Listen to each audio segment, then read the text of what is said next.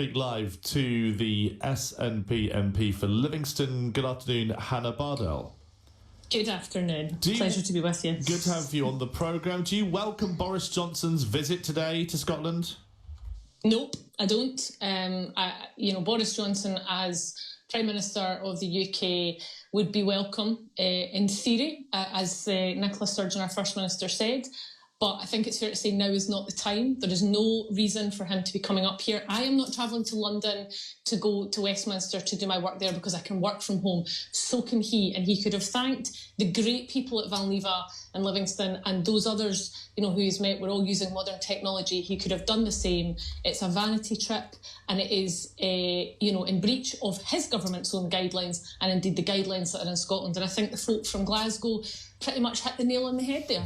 The Prime Minister tried to turn the attention to the testing centres and the manufacturers of the vaccine. He met some staff there. Yeah. Do you welcome that side of things? Yeah, of course I do, but there's no need to come physically to do that and bring the whole entourage that you need to bring. And just for context, I have worked very closely with Valneva. I'm incredibly proud of the work they are doing. Back last year, they approached me because there were some concerns that they weren't going to get funding and that all the eggs, so to speak, were going to be put in the Oxford AstraZeneca basket. And Valneva have a track record of producing vaccines and they are producing an inactivated vaccine. So it will be able to travel in the normal supply chain and it will also be more suitable for those in the vulnerable categories that have not been part of the framework for testing.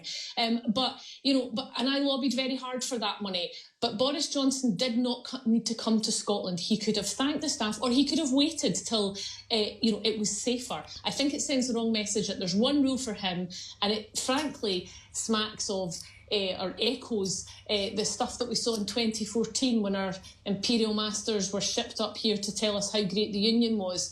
It was totally unnecessary and, in my view, unsafe. Do you think that there is the appetite right now during this pandemic and health emergency for a referendum on Scottish independence? Well, 20 polls in a row have shown support for Scottish independence. And I think setting it out as if it's a completely separate issue is ridiculous because what this pandemic has exposed is the inadequacy of the Union, is the inadequacy of Westminster and of Boris Johnson and his government to properly serve not just folk in Scotland, but folk in England. And actually, Scottish independence will not just benefit people in Scotland, it will benefit people across the UK because it will make England, for the first time in a long time, stop and think about what kind of country they want to be and what kind of governance they want to have, because Westminster is failing everyone.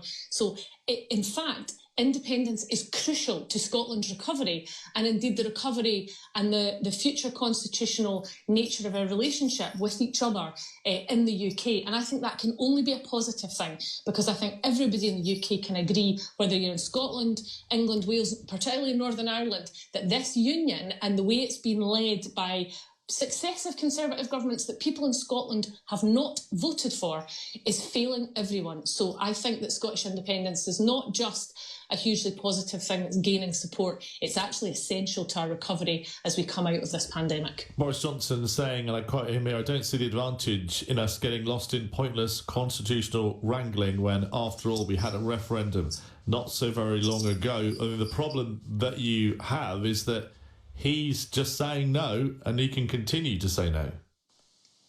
Well, he cannot refuse the right of the Scottish people to decide over their own future. And I think, I listened to a very interesting interview last night with Monica Lennon, who's the Scottish Labour MSP, who's vying for the leadership of the Labour Party in Scotland. And she was very clear, as we have been for a long time, that decisions about Scotland's future should be made by the people of Scotland. And we are on track to hopefully, and we will continue to fight for every vote, win the Scottish election. We already have a number of mandates to hold a referendum, but it is not a good look for Prime Minister Boris Johnson to be deploying what appear to be Trumpian tactics and denying democracy, because it will only fuel the fire of support for independence, and it will only make him look weak and as if he is running away from democracy. So, at the end of the day, Boris can continue to run, and he can continue to come and visit Scotland, and he would be welcome when it's safe. But I can tell you now, it only increases support for Scottish independence and for the SNP. And speaking of elections, will it be safe to hold elections in May because of the pandemic?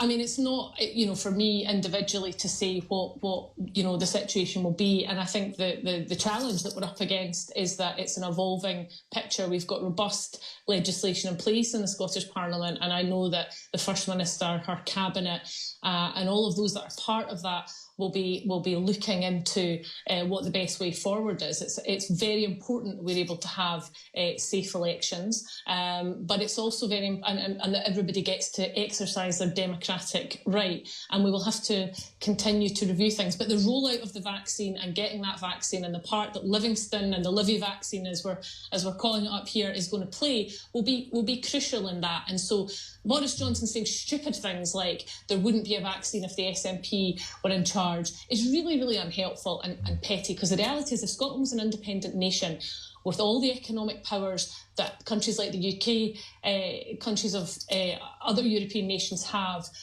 we would be investing in our own vaccine, and we would be working with our neighbours and friends around the UK and in Europe to develop our own vaccine. So it's a completely ridiculous thing to say, and he really needs to stop making such petty points. And finally, I mean, as LBC News is live across the UK and we like to cross to live events, I mean, there's barely a day that goes by that we do not cross during Martin Stanford's show to Edinburgh or to Holyrood to hear from First Minister Nicola Sturgeon doing those briefings day in, day out. I mean, you must speak to her. I'm just wondering, does she get enough sleep? I mean, she must be exhausted. I think that's a very good question. Yes, I mean, we have regular contact with our First Minister and the Cabinet, and I've no doubt that they are, it's a very good Scottish word that we use here, jiggered. But I think her leadership and, her approval rating is, I think, significantly higher. I think almost 100% higher than Boris Johnson's at the last poll. And that's been to do with how she's led us through this, her communication. I'm not saying that we've got everything right, but we have tried very, very hard, and where there have been mistakes, learned from them. And I think her leadership and her willingness to come out and be open and transparent versus Boris's slopey shoulders has really stood apart, and she must be exhausted. And I think it's a very decent question to ask. Not at all. Thank you for joining us live on LBC News. Hannah Bardell is the SNP MP for Livingston. This is LBC News.